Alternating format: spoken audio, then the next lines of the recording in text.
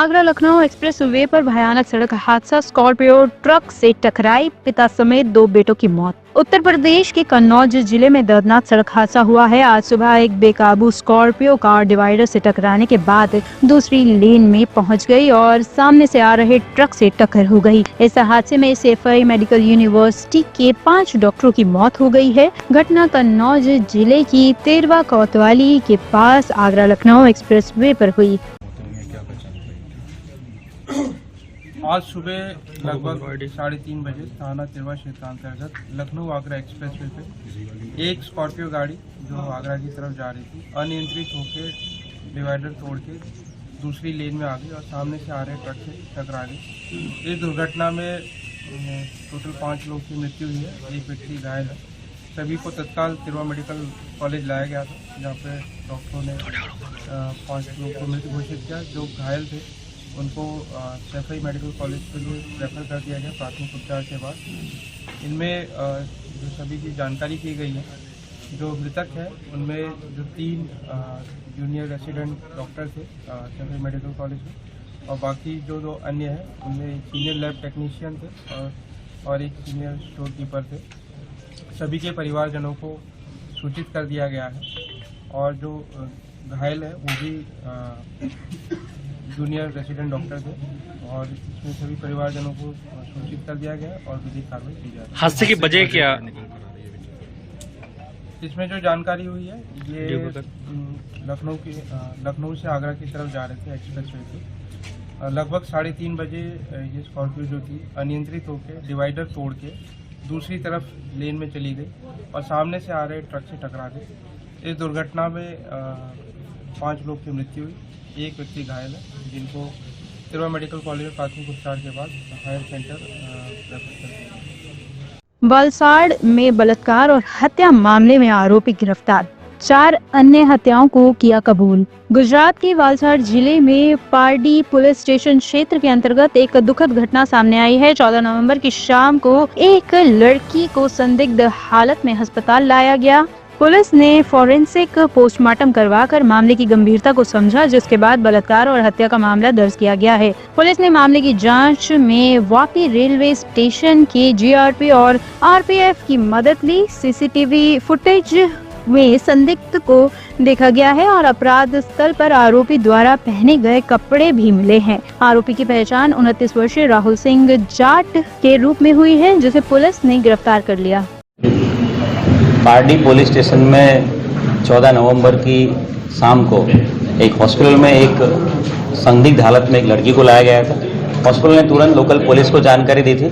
Local police station के pi crime branch DYSP सब team वहाँ पहुँच गई थी। जो लड़की थी उसकी संदिग्ध हालत में हत्या देखते हुए फॉरेंसिक पीएम उसका कराया गया था और फॉरेंसिक पीएम में लड़की के साथ दुष्कर्म और हत्या का वाकया रिपोर्ट जो आया था उसके हिसाब से लड़की के रिलेटिव की फरियाद लेके दुष्कर्म और हत्या की एफआईआर दाखिल की गई थी।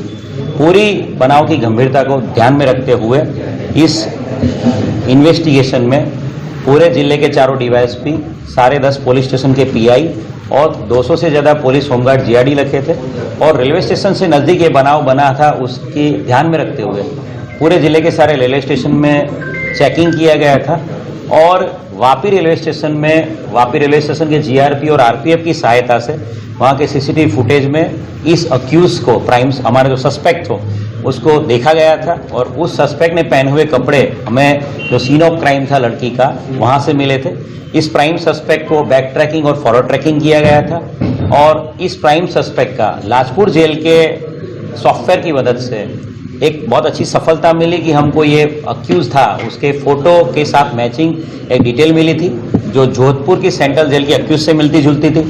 तुरंत एक टीम भेज के जोधपुर सेंट्रल जेल में और रोहतक जहां से अक्यूज बिलोंग करता है वहां तपास करी गई थी और कंफर्मेशन हुआ कि ये अक्यूज वही है और इस पूरे घटनाक्रम को ध्यान में रखते हुए सारी टीमें काम पे लगाई गई थी और एक चौक्कस इंफॉर्मेशन के आधार पे कल जो ट्रेन में वापी ट्रेन में एक अक्यूज ये जो हमारा सस्पेक्ट है वो आ रहा है, ऐसी माहिती के आधार पे वापी की जीआरपी और वहाँ की लोकल आरपीएफ इन्होंने इस अक्यूज को धर दबोचा है। पूरा अक्यूज है उसने पूरा ये वाकया है पूरा क्राइम है उसको कन्फेस किया है इस पूरे इन्वेस्टिगेशन में सारे railway station down the line Poona तक के सारे जीआरपी हमारे गुजरात के, वहाँ के आरपीएफ की सारी पुलिस, हमारी गुजरात की आरपीएफ, रोहतक के एसपी और जोधपुर सेंट्रल जेल के आईजी साहब ने बहुत मदद करी थी।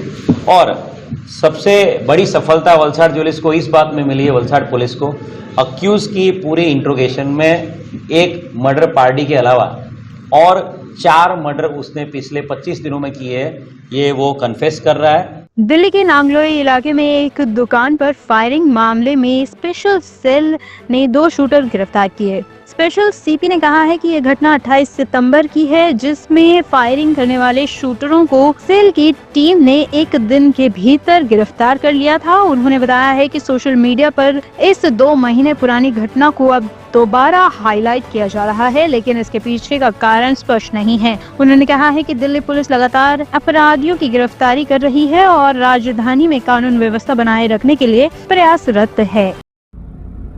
आज सोशल मीडिया में एक 2 महीने पुरानी घटना जो हुई थी फायरिंग की नांगलोई थाना के क्षेत्र में, उसको दोबारा से हाईलाइट करने का प्रयास किया जा रहा है। उसी के बारे में मैं आपको कुछ अपडेट देना चाहूँगा। ये घटना 28 सितंबर की है, जब एक दुकान के सामने 2 बदमाश फायरिंग करके गए थे। दिल्ली पुलिस ने त्वरित कार्रवाई करते हुए एक दिन के अंदर ही दिल्ली पुलिस की स्पेशल सेल की एनआर एंड एसटीएफ की टीम ने इन दोनों लड़कों को जो कि फायरिंग की थी जिन्होंने, उनको गिरफ्तार कर लिया था। और न केवल गिरफ्तार किया था बल्कि उनसे एक सेमी ऑटोमेटिक पिस्टल, एक कंट्री मेड पिस्टल और 9 लाइव राउंड भी बरामद कर लिए थे। इसी के साथ जो दुकान के मालिक थे उनकी सुरक्षा को भी हमने सुनिश्चित किया हुआ है। तो इस प्रकार की जो घटना हुई थी, जो एक कायरतापूर्ण जो अपराध किया गया था, उसको दिल्ली पुलिस ने एक दिन के अंदर ही सॉल्व कर लिया था और जो भी अपराधी थे उनको गिरफ्तार कर लिया था। तो दोबारा से इस चीज़ को हाईलाइट करने का मतलब समझ में नहीं आ रहा है कि क्यों ऐसा किया जा रहा है। लेकिन दिल्ली पुलिस इस तरह के अपराधों को रोकने के लिए सक्षम भी है और सारे प्रयास करती है। और आपने देखा होगा कि हाल फिलहाल इन अपराधों में जो है सभी जो अपराधी हैं उनको गिरफ्तार किया जा रहा है और उनके ऊपर एक्शन भी लिया जा रहा है।